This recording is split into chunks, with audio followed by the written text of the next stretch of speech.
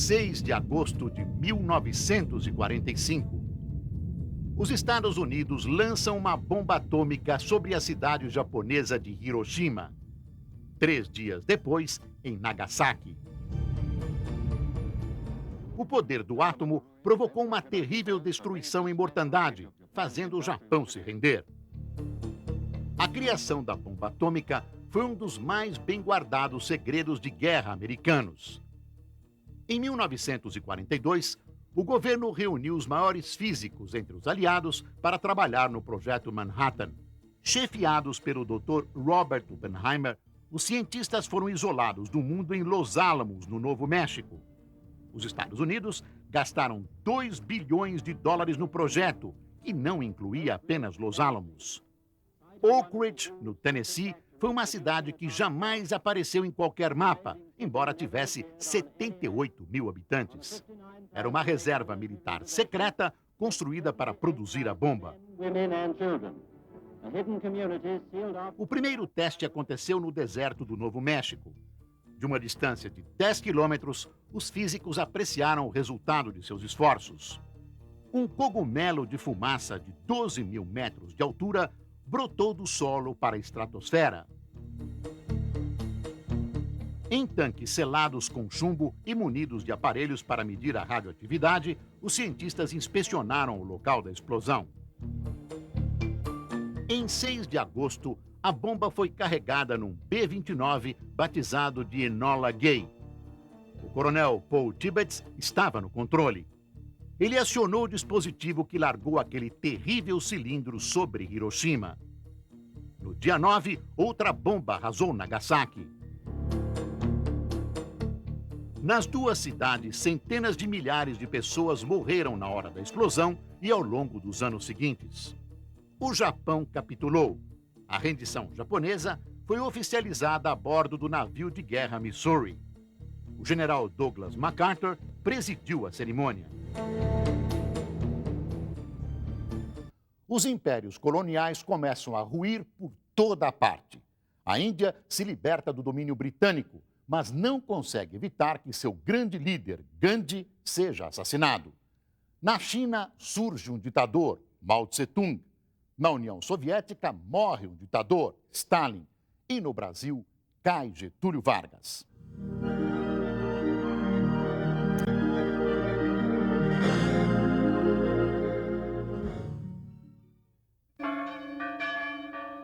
29 de outubro de 1945. Os ministros militares destituíram o presidente do Brasil, Getúlio Vargas, colocando ponto final na ditadura do Estado Novo. A vitória dos aliados contra o totalitarismo tinha minado o regime de Vargas. Ironicamente, o Brasil tinha lutado ao lado da democracia contra o nazifascismo. O país declarou guerra à Alemanha e à Itália em 42, cedendo à insistência americana. Desde o ano anterior, os Estados Unidos vinham injetando muito dinheiro no Brasil, diluindo a simpatia do governo pelo eixo.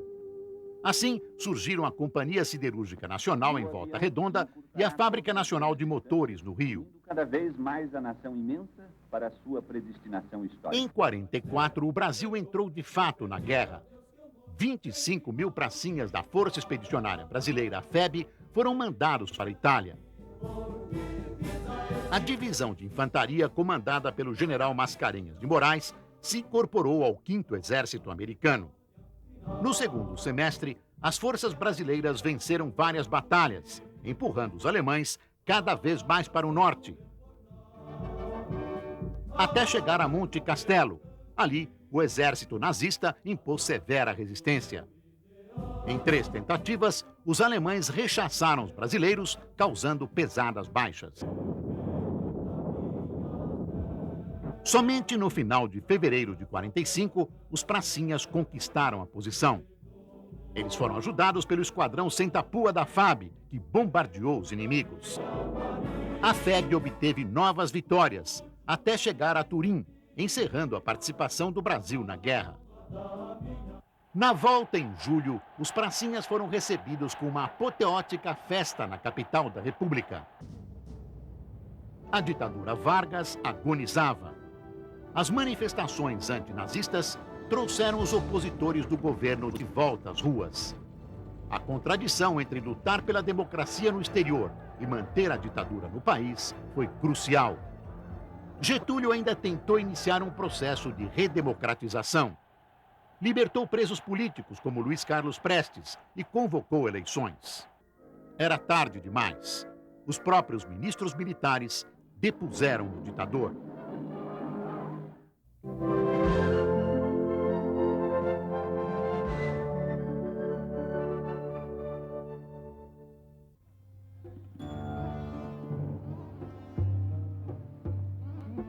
De janeiro de 1948. O Mahatma Gandhi é assassinado. O líder do movimento de independência da Índia morre pelas mãos de um hindu revoltado com as tentativas de conciliação com os muçulmanos. Gandhi se casou aos 13 anos e foi para Londres estudar advocacia. Depois seguiu para a África do Sul, onde adquiriu experiência como primeiro advogado não europeu. Em 1915, ele voltou para a Índia. Os colonizadores ingleses tratavam os nativos como inferiores. Gandhi se dedicou, então, a lutar contra os dominadores. A forma adotada imortalizou esse hindu devoto e obstinado, a resistência pacífica. Gandhi foi preso 3 vezes. O processo de libertação da Índia demorou 40 anos, mas teve sucesso. Os britânicos se retiraram do país sem nenhuma condição de combater a não-violência de Gandhi. Ele foi assassinado 5 meses depois. Não tinha alcançado outro sonho pelo qual lutara toda a vida: a paz entre hindus e muçulmanos. O corpo do pai espiritual da Índia foi levado para a cremação num caminhão do exército. Milhares de pessoas choravam copiosamente enquanto o cortejo atravessava a multidão. Na pira funerária, parentes e amigos juntaram flores. O perfume de incenso e das toras de sândalo queimadas se espalhou pelo ar. –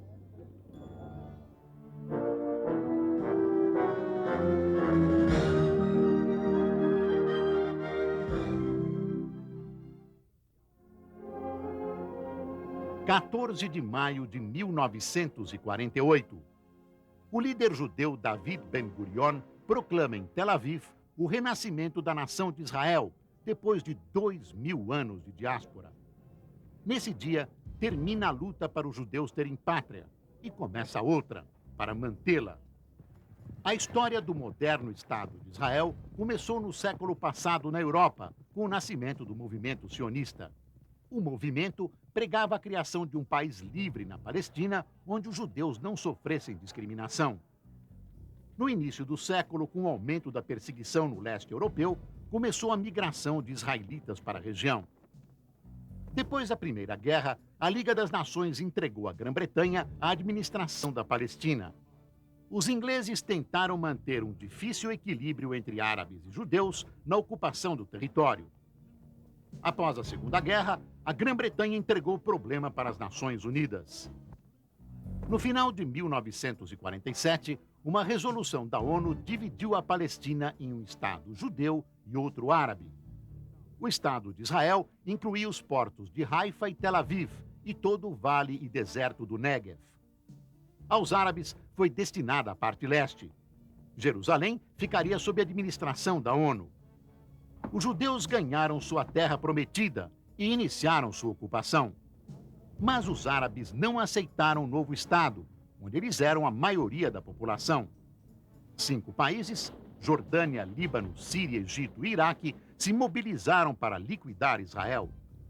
A guerra durou até janeiro de 49. Os israelenses saíram vitoriosos e passaram a controlar 75% da Palestina, 1/3 a mais do que a ONU tinha destinado. 800 mil árabes fugiram de Israel e passaram as décadas seguintes fustigando os judeus. Na sucessão de guerras, os israelenses ampliaram ainda mais o seu território. Até que, em 1993, foi anunciado um acordo na tentativa de estancar o banho de sangue. Israel concordou com o autogoverno palestino nos territórios ocupados. E a Organização para a Libertação da Palestina reconheceu finalmente o Estado judeu.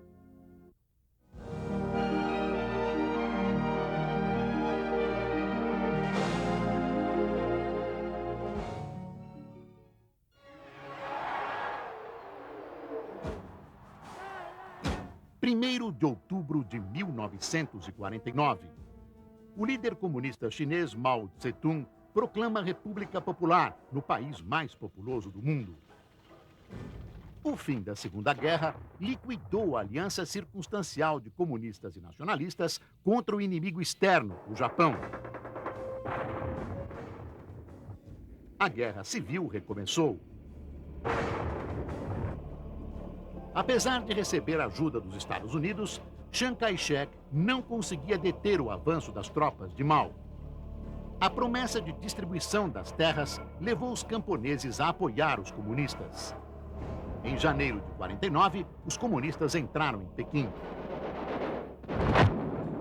A população das grandes cidades ficava aguardando ansiosamente a aproximação do exército vitorioso. Nanquim, capital do governo nacionalista, afinal também se rendeu. O presidente Lai Chun-yen entregou o poder, reconhecendo a vitória de Mao. Os comunistas tomaram todo o continente. Apenas as ilhas de Taiwan e Hainan não foram dominadas. Chiang Kai-shek formou governo em Taiwan. Durante mais de 2 décadas, os Estados Unidos reconheceram apenas a China nacionalista. A China comunista foi se fechando para o mundo ocidental.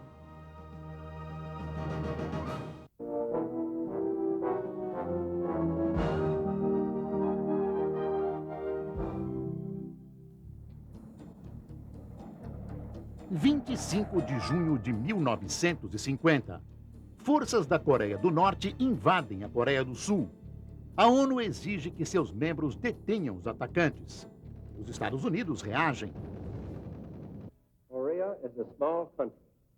Nesta declaração, o presidente americano Harry Truman conclama o Ocidente a se unir contra o comunismo.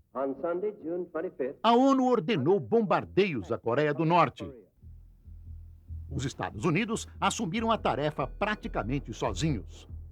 Protegida por uma barreira aérea, a Armada despejou milhares de soldados em Pohang, na Coreia do Sul. Ao mesmo tempo, a frota bombardeou a Coreia do Norte.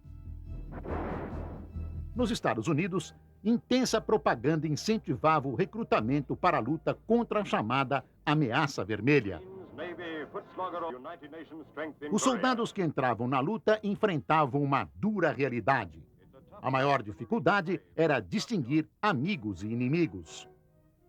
Com o Sul garantido, os Estados Unidos partiram para o ataque, tentando unificar toda a Coreia. A China reagiu e mandou 1 milhão de homens para defender a Coreia do Norte. As tropas da ONU quase foram jogadas para fora de toda a Coreia. Com mais reforços, as tropas americanas retomaram a Coreia do Sul. No dia 27 de julho de 53, foi assinado o armistício. A configuração política na região ficou exatamente a mesma, depois de 3 anos de guerra. O paralelo 38 dividia as duas Coreias. Os Estados Unidos perderam 54 mil soldados.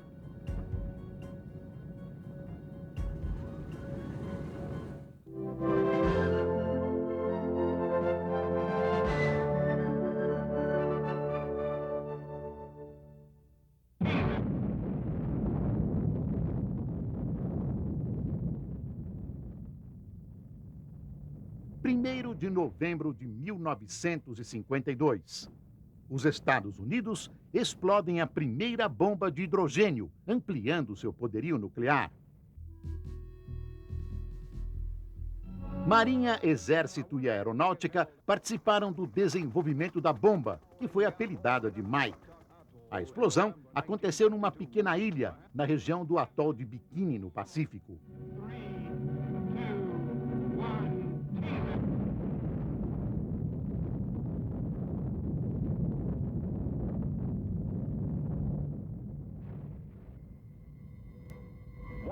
uma enorme onda de fumaça se expandiu rapidamente. A bomba cavou uma cratera de 1,5 km de diâmetro e destruiu tudo num raio de quase 5 quilômetros. A parte do cogumelo com ar radioativo fatal se estendeu por 16 quilômetros. Seu poder era centenas de vezes maior que as bombas jogadas sobre Hiroshima e Nagasaki.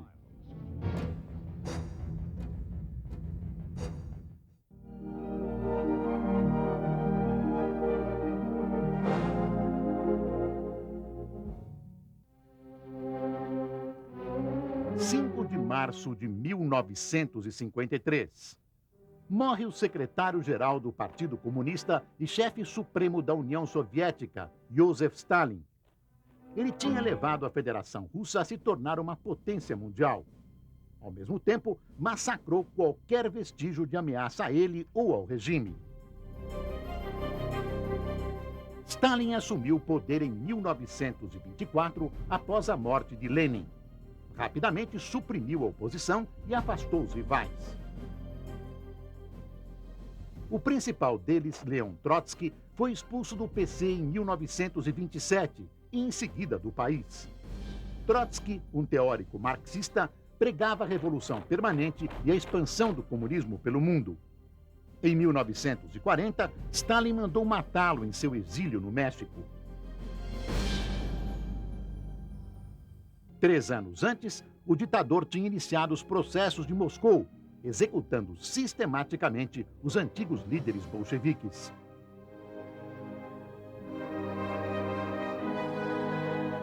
Na economia, Stalin decretou a coletivização forçada das terras, que resultou num descalabro. Cerca de 10 milhões de camponeses morreram de fome. Ele adotou também planos econômicos quinquenais e promoveu uma industrialização acelerada. Na Segunda Guerra, a União Soviética foi responsável pela virada contra o nazismo. As forças de Hitler sofreram a primeira grande derrota na Batalha de Stalingrado, demonstrando ao mundo que não eram invencíveis. Ao fim da guerra, a União Soviética tornou-se uma grande e ameaçadora potência. Acompanhou passo a passo a escalada armamentista americana, detonando a primeira bomba atômica em 1949. Na chamada Guerra Fria, usou o Pacto de Varsóvia como braço armado do comunismo, em oposição à OTAN do capitalismo. Do pacto participavam todas as nações comunistas submissas a Moscou.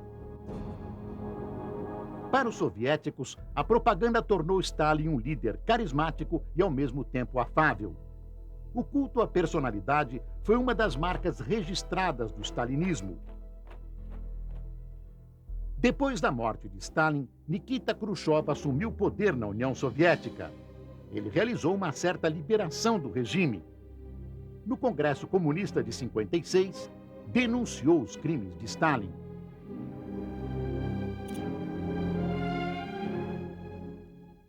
Os anos 50 avançam e as lembranças da guerra vão ficando para trás. No Brasil, também é tempo de otimismo e desenvolvimento. Tempo de bossa nova e do futebol campeão do mundo. Mas a Guerra Fria está no ar, nas florestas do Vietnã e nas montanhas de Cuba. Mesmo assim, surgem novas esperanças, como a vacina contra a pólio, que vai salvar milhões de pessoas da morte e do sofrimento.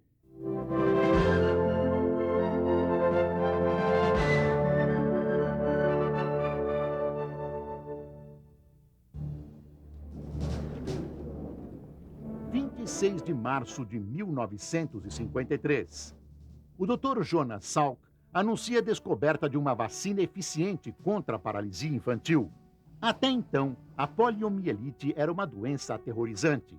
Ninguém estava a salvo, principalmente as crianças. A doença aleijava ou matava milhares de pessoas todos os anos. No verão, a contaminação era mais intensa. Milhões de pais se preocupavam se os filhos não seriam as próximas vítimas.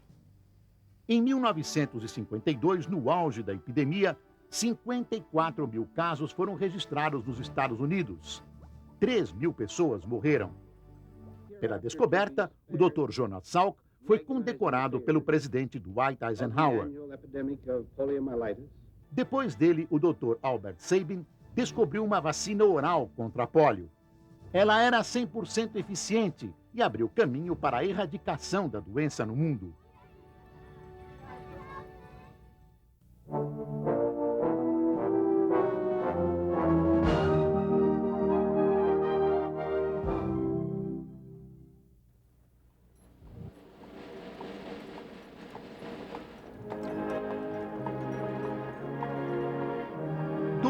Junho de 1953. A Grã-Bretanha comemora a coroação da Rainha Elizabeth II. Uma cerimônia tão requintada como jamais seria vista no restante do século. Elizabeth assumiu o trono aos 25 anos em 1952, quando seu pai, o rei Jorge VI, morreu vítima de câncer. A festa da coroação, entretanto, aconteceu 16 meses depois. Quando princesa, Elizabeth tinha impressionado os ingleses ao servir o exército na guerra. Foi tenente num batalhão feminino, trabalhando como mecânica e motorista de caminhão. A população de Londres foi em peso para a rua assistir à passagem da riquíssima carruagem real. Na abadia de Westminster, a coroação obedeceu à mais rigorosa tradição.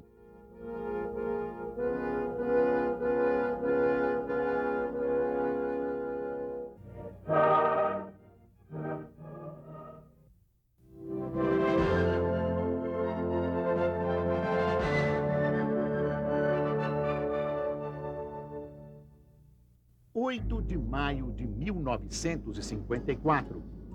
A fortaleza de Dien Bien Phu, na Indochina, cai nas mãos do Viet Minh, o movimento comunista do Vietnã. O Vietnã começou a guerra de independência em 1946, usando táticas de guerrilha. O movimento cresceu e a posição francesa foi se tornando insustentável. Os Estados Unidos passaram a ajudar a França com dinheiro e equipamentos. Foi nessa época que o presidente Eisenhower formulou a famosa teoria do dominó. Se a França fosse derrotada, todo o sudeste da Ásia cairia nas mãos dos comunistas como as pedras no tabuleiro. O clímax da guerra aconteceu em Dien Bien Phu. O exército francês atraiu o Viet Minh para um combate maciço, na crença de uma vitória. Mas, para sua surpresa, se viu em minoria e cercado. A rendição dos franceses levou à negociação em Genebra e no próprio Vietnã. O acordo de paz provocou a divisão do Vietnã pelo paralelo 17. O Sul ficaria também independente, mas em poder dos não-comunistas. Os Estados Unidos assumiram o papel de protetor do Vietnã do Sul, o germe de uma nova e sangrenta guerra.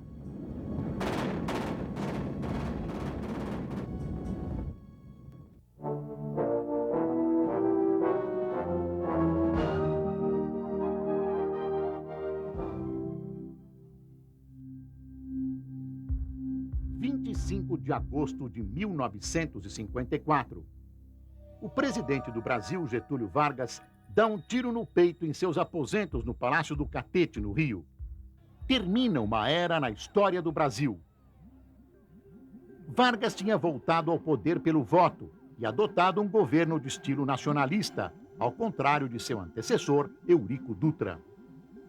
O governo Dutra tinha se aliado incondicionalmente aos Estados Unidos.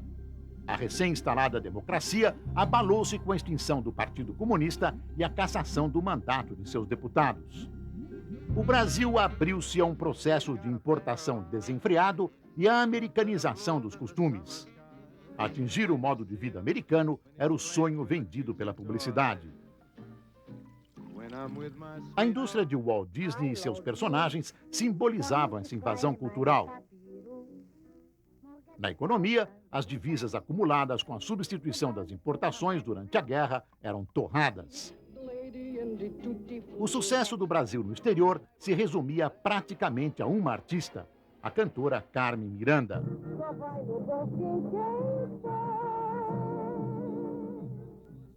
Quando Getúlio tomou posse em 51, deu meia guinada nos rumos da política econômica, adotando um nacionalismo moderado. Foi criada a Petrobras e estabelecido o monopólio da exploração do petróleo. As remessas de lucro foram controladas e a indústria de base e as exportações incentivadas. Internamente, a oposição era intensa e crescente. Setores militares, federações do comércio e imprensa se aliavam ao principal partido adversário, a UDN. O jornalista Carlos Lacerda denunciava a corrupção e pregava abertamente o golpe de Estado. O chefe da segurança pessoal de Getúlio, Gregório Fortunato, o Anjo Negro, comandou um atentado contra Lacerda na Rua Toneleiros. Quem morreu foi o major da Aeronáutica, Rubens Vaz. A investigação chegou ao Palácio do Catete e Getúlio se matou. O enterro do chamado pai dos pobres paralisou o Rio. Na carta testamento, a frase célebre: "Deixo a vida para entrar na história".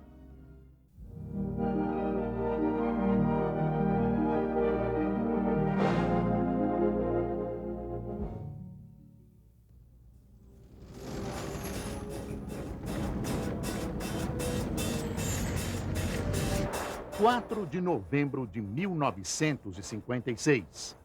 1000 tanques soviéticos invadem o centro de Budapeste ao amanhecer. A ordem era esmagar um levante que pretendia mais liberdade e um novo estilo de governo ao povo da Hungria. O levante tinha começado algumas semanas antes. 100.000 estudantes participaram de manifestação a favor de um comunismo mais liberal. Os dirigentes do Partido Comunista, porém, classificaram os manifestantes como ralé. Foi o que bastou. As emoções reprimidas e o ódio acumulado pela interferência soviética explodiram. Bandeiras vermelhas foram queimadas, a da Hungria exibida ostensivamente. Soldados do exército se juntaram aos rebeldes. O que começou com um pequeno protesto antissoviético se transformou numa guerra. Moscou reprimiu a rebeldia com brutalidade. Uma heróica resistência durou 2 meses.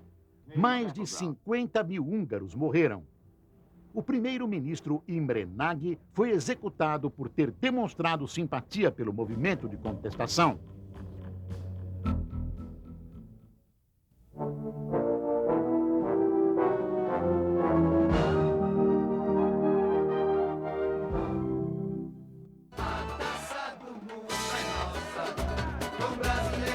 Em 28 de junho de 1958, a seleção brasileira de futebol vence a Suécia por 5-2 e conquista sua primeira Copa do Mundo.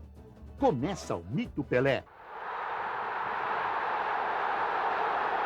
Naquela tarde, em Estocolmo, o futebol brasileiro recuperava com juros a derrota amarga na Copa de 50 no Rio de Janeiro.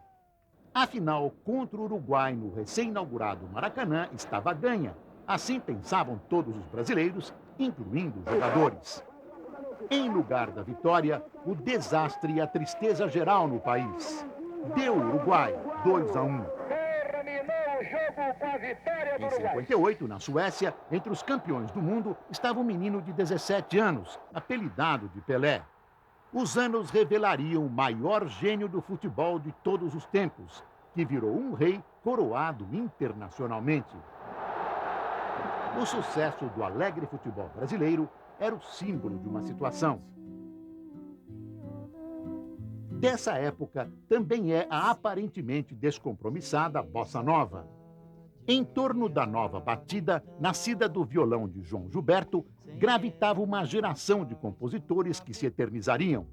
Caso de Vinícius de Moraes e Tom Jobim. Ao som de O Barquinho, o Brasil vivia um clima de permanente verão. Na presidência da República estava Juscelino Kubitschek, um pé de valsa mineiro. Ele impôs um programa desenvolvimentista para modernizar o país. O lema era fazer 50 anos em 5. A indústria de base é incentivada, como a de bens de consumo duráveis. Surge a indústria automobilística com o Romizeta. Em seguida se instalaram aqui a Volkswagen, a Willys Overland e a Ford. A meta-síntese era Brasília, construída num ritmo alucinante e inaugurada em 1960, último ano do mandato de JK.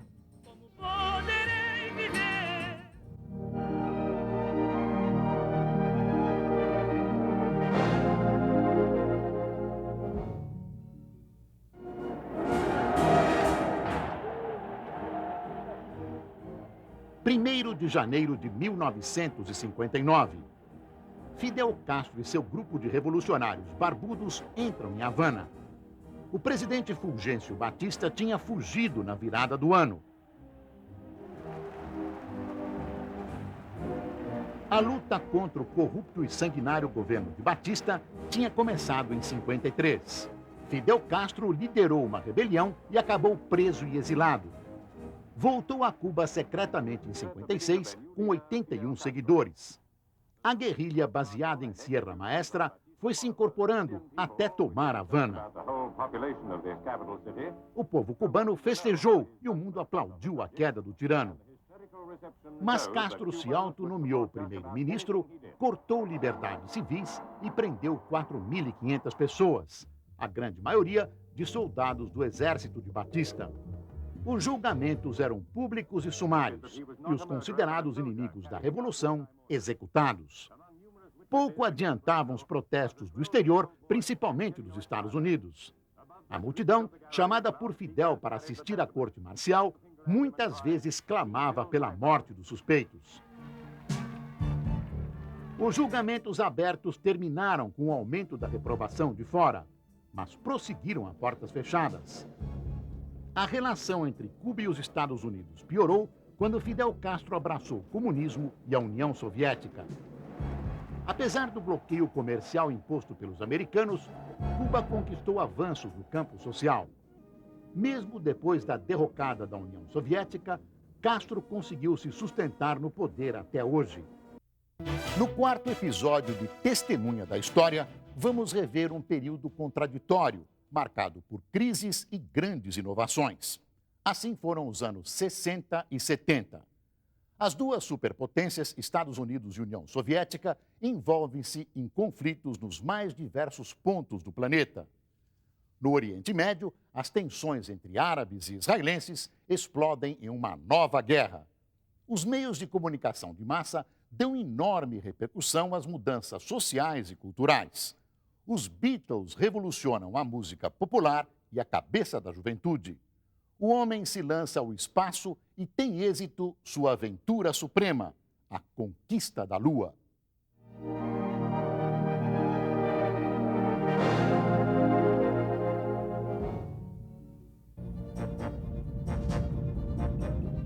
12 de abril de 1961. Foi o dia em que as naves espaciais passaram da ficção para a realidade. O russo Yuri Gagarin se tornou o primeiro homem a ir ao espaço e anunciou ao mundo que a Terra é azul. Na volta, Gagarin foi recebido como herói pelos russos.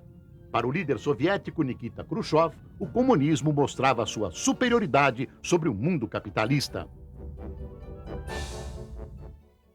4 anos antes, a União Soviética já tinha saído à frente na corrida espacial com o lançamento do primeiro satélite, o Sputnik. Os americanos seguiam atrás e, no ano seguinte, lançaram com êxito o Explorer 1. Mas o histórico voo de Gagarin colocou os soviéticos de novo na dianteira. 3 semanas mais tarde, os Estados Unidos conseguiram um triunfo.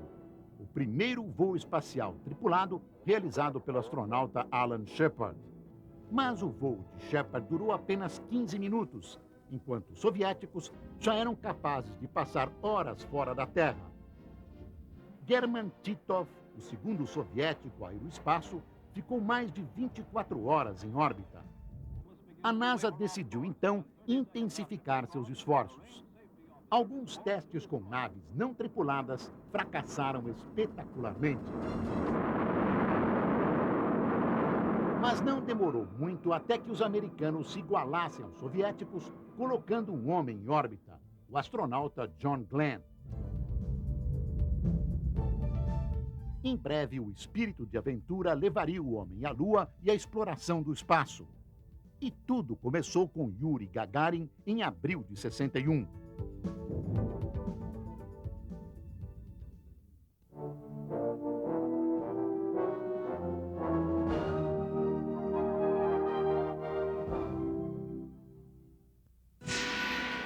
13 de agosto de 1961.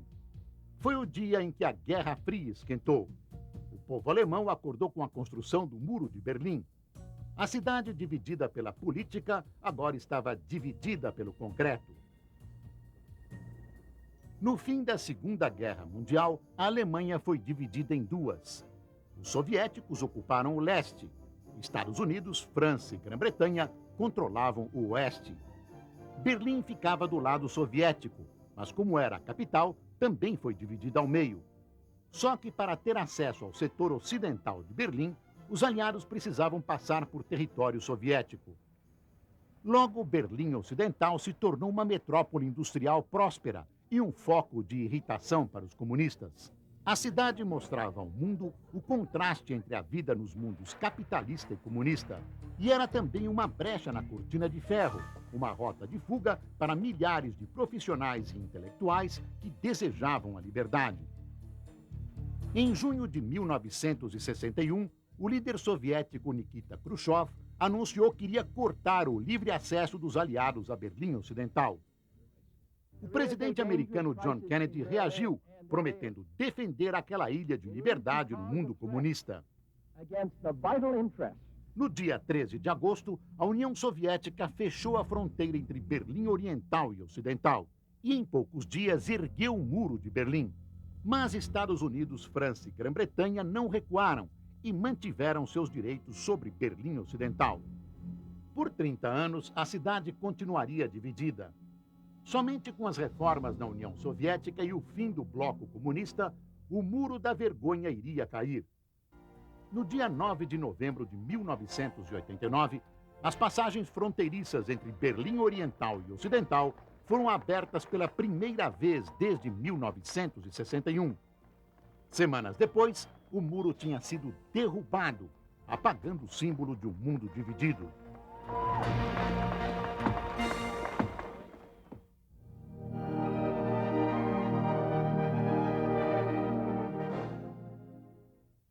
No dia 5 de agosto de 1962, o mundo inteiro chorou a morte de Marilyn Monroe, um dos maiores ícones do século XX. Ela morreu aos 36 anos de idade, no auge da fama. Seu verdadeiro nome era Norma Jean Baker. Foi uma criança não desejada, mas como atriz e símbolo sexual, iria atingir um lugar único no estrelato internacional. E até hoje ela reina como a maior deusa que Hollywood já foi capaz de criar. Mas a imagem de mulher sensual e meio tola que ela criou era apenas para o público e os fãs. Por trás do sorriso sedutor, havia uma mulher com graves problemas emocionais. Seus dois casamentos, com o ídolo do beisebol Joe DiMaggio e com o dramaturgo Arthur Miller, terminaram em divórcio. Ela morreu de uma overdose de barbitúricos. Embora sua vida tenha terminado tragicamente, o mundo jamais esquecerá da eternamente encantadora Marilyn Monroe. –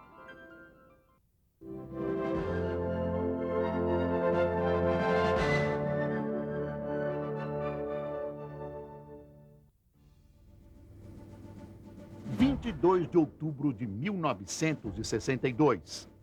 Nunca o mundo esteve tão perto de uma guerra nuclear quanto naquele dia de outubro e na semana que se seguiu. A crise dos mísseis começou quando os Estados Unidos descobriram bases de mísseis nucleares soviéticos em Cuba. Ministros, chefes militares e congressistas foram convocados para uma reunião com o presidente Kennedy. A base naval americana de Guantánamo entrou em alerta. Num discurso pela TV no dia 22 de outubro, Kennedy alertou que os mísseis em Cuba tornaram possível um ataque nuclear contra o Ocidente e anunciou um bloqueio naval em torno da ilha. Todos os navios em rota para Cuba seriam revistados. Os que tivessem mísseis a bordo seriam levados de volta, à força se necessário. Apesar do aviso, Khrushchev, o líder comunista, decidiu manter seus planos. Quando os navios soviéticos com os mísseis nucleares a bordo foram a todo vapor em direção ao bloqueio naval americano, o mundo prendeu a respiração.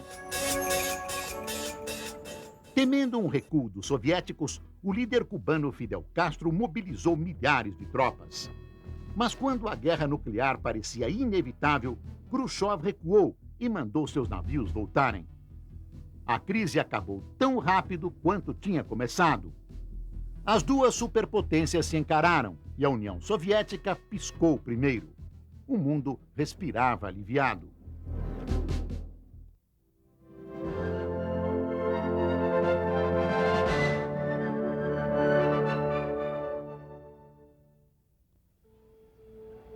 22 de novembro de 1963.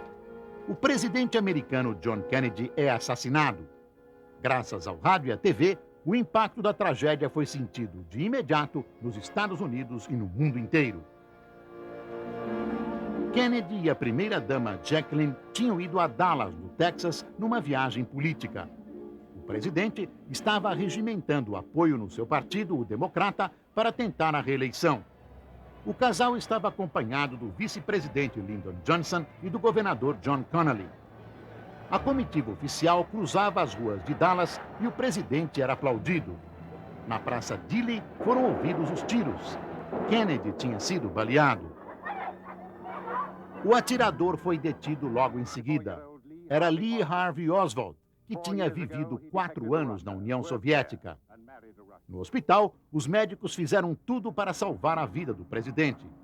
Mas os ferimentos foram fatais. Em estado de choque, a América chorou a notícia de sua morte. O corpo de Kennedy foi levado de volta a Washington no avião presidencial.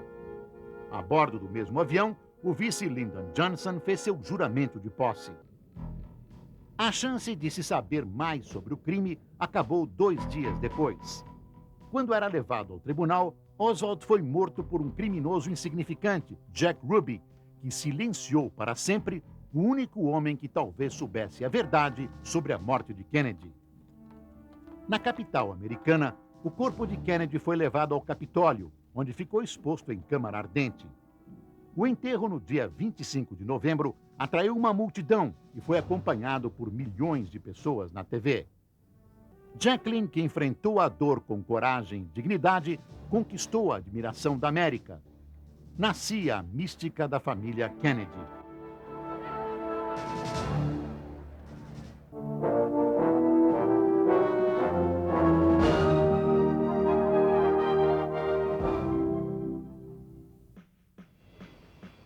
7 de fevereiro de 1964. Aeroporto Kennedy, em Nova York. Os Beatles desembarcam nos Estados Unidos para uma turnê que iria marcar o início da Beatlemania no mundo.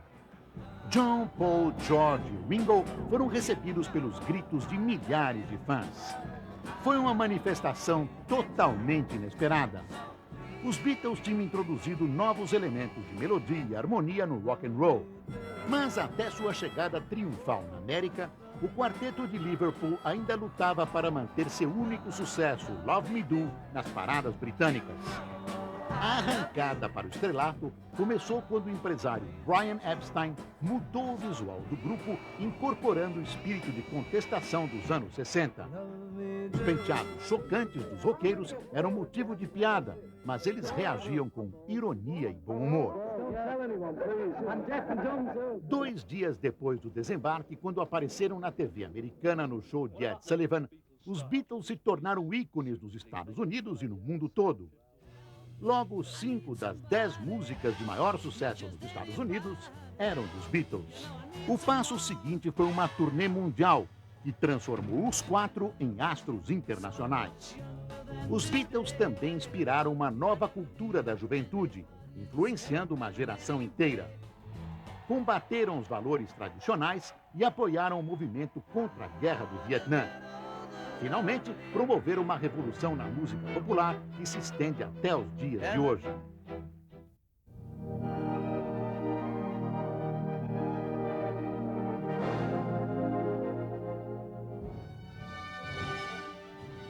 31 de março de 1964. As Forças Armadas tomam o poder no Brasil, derrubam o presidente João Goulart e iniciam um novo ciclo político no Brasil. O Brasil vivia uma crise desde a renúncia do presidente Jânio Quadros em 61. O vice João Goulart encarnava o populismo de esquerda e enfrentava a oposição dos chefes militares. Por isso, 5 dias antes da posse de Goulart, o Congresso aprovou uma emenda instituindo o regime parlamentarista no Brasil. Logo que assumiu, Goulart passou a fazer campanha pela volta do presidencialismo e pelas reformas de base, entre elas a reforma agrária. O governador do Rio Grande do Sul, Leonel Brizola, era um dos que mais pressionavam pelas reformas. Em janeiro de 63, num plebiscito, os brasileiros votam em massa pelo retorno do regime presidencialista. As greves e protestos se intensificaram.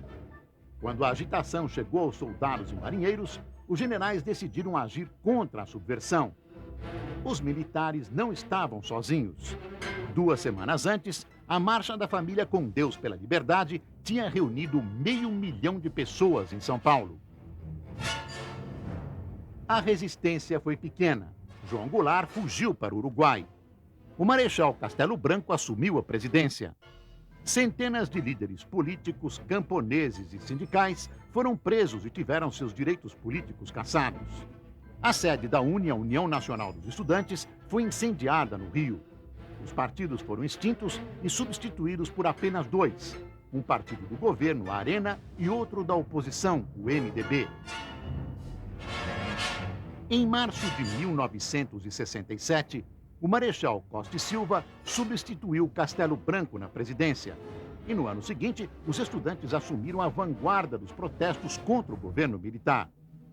Era um tempo de censura, cassações e prisões. Grupos de extrema esquerda partiram para a guerrilha armada.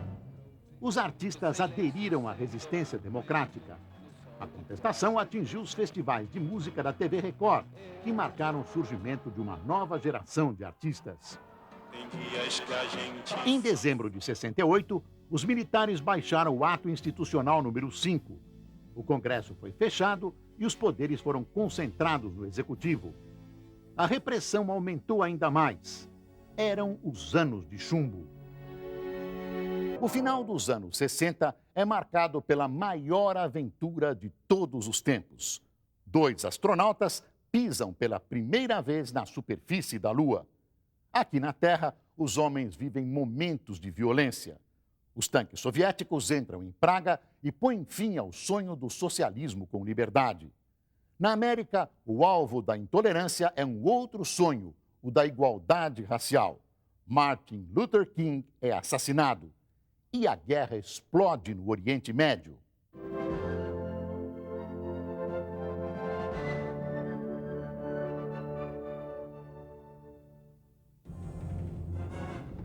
5 de junho de 1967. Tanques e canhões rompem a paz precária no Oriente Médio. As hostilidades entre Israel e seus vizinhos árabes vinham sendo monitoradas por observadores da ONU havia 10 anos. Quando a ONU retirou seus homens sob pressão do líder egípcio Gamal Abdel Nasser, a tensão explodiu em guerra aberta.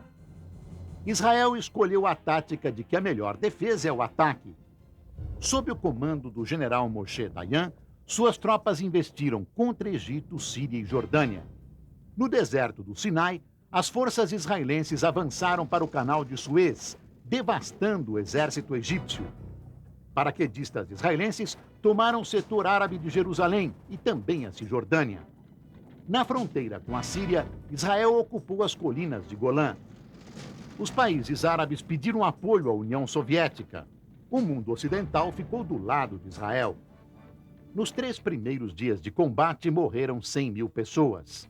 Com um ataque de surpresa aos aeroportos, os israelenses destruíram a Força Aérea do Egito logo no início da campanha.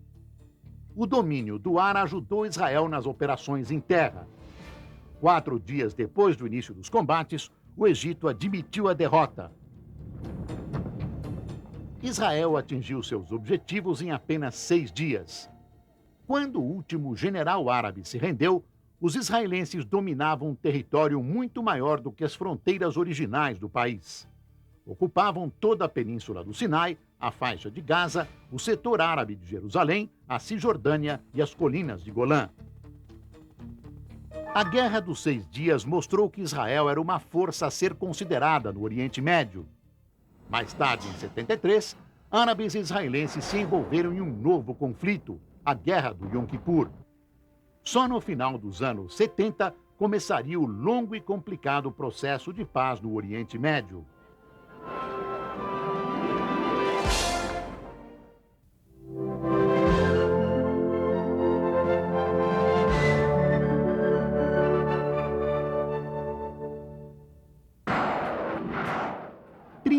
De janeiro de 1968.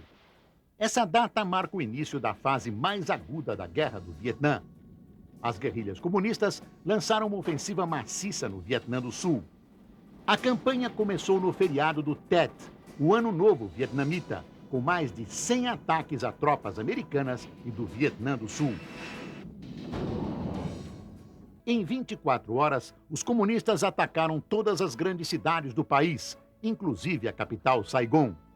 O que antes era uma guerra de guerrilha limitada às selvas, de repente se alastrou pelo país inteiro, levando a grandes vitórias dos Vietcongs, como eram chamados os guerrilheiros comunistas. A ofensiva impressionou os americanos. Deu impulso a um poderoso movimento pacifista nos Estados Unidos, que pela primeira vez passaram a duvidar de sua própria capacidade militar. O presidente Lyndon Johnson reagiu enviando mais de 10 mil soldados ao Vietnã. Mas, sentindo crescer o repúdio dos americanos à guerra, abriu a porta para negociações de paz com o Vietnã do Norte comunista. As negociações se estenderam por vários anos. Enquanto isso, a guerra continuava, dilacerando a sociedade americana, que já não via sentido em mandar seus jovens para morrer num lugar tão distante. Os dois lados chegaram a um acordo em 73, mas ainda assim a paz não voltou à Indochina. O conflito só terminou 2 anos mais tarde, quando os comunistas ocuparam Saigon e todo o Vietnã do Sul, unificando o país. Em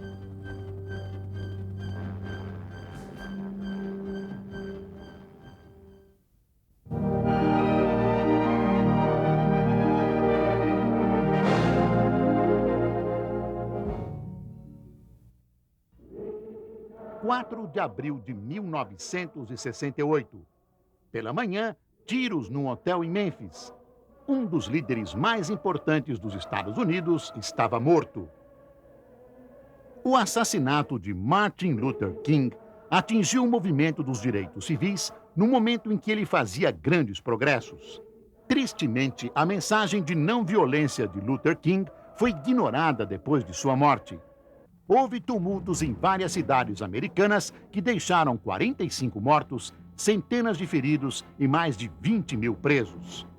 Os líderes do movimento pediram calma.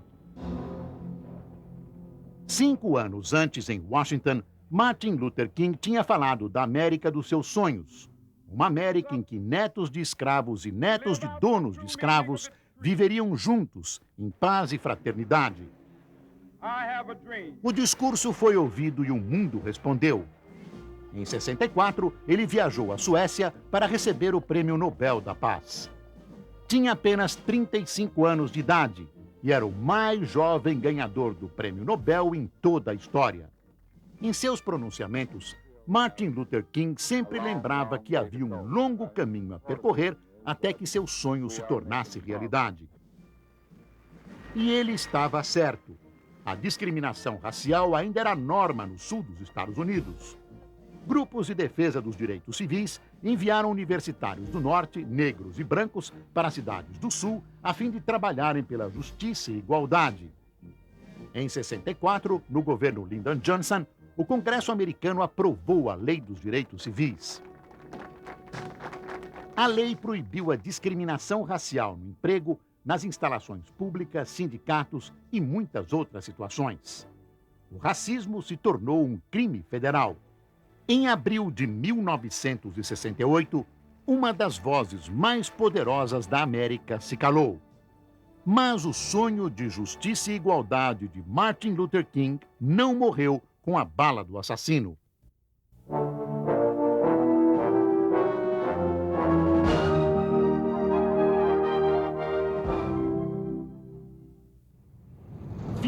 De agosto de 1968.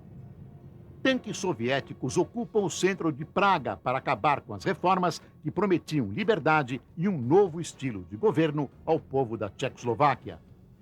A crise entre a União Soviética e seu estado satélite já vinha se agravando há meses. Alexander Dubček, o novo líder do Partido Comunista Tcheco, queria distanciar seu país da dura linha política stalinista da União Soviética e